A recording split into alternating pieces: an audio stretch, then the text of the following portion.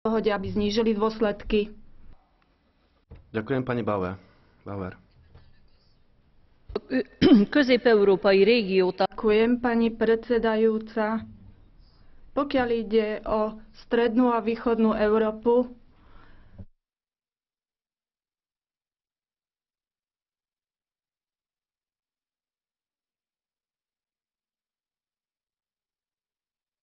je to nevyhnutné a musíme čo najrýchlejšie pomôcť.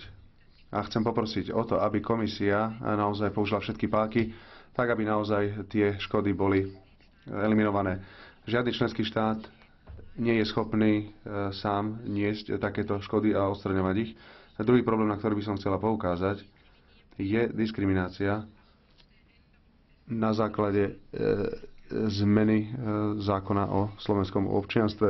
V zmysle nového zákona všetci tí, ktorí požiadajú o dvojaké občianstvo od 17. júla už nedostanú prístup k niektorým konkrétnym pracovným miestam, nezávisle od toho, z akej krajiny pochádzajú, bez ohľadu od toho.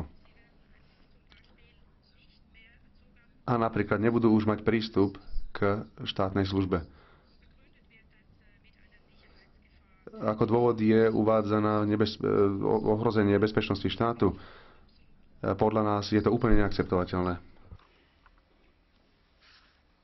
Thank you, Madam President. În următoarele 9 luni, Comisia, statele membre și Parlamentul European vor defini viitoarea rețea centrală TEN-T și nodurile de interconectare cu rețeaua de transport a țărilor vecine Uniunii. Dezvoltarea sistemului TEN-T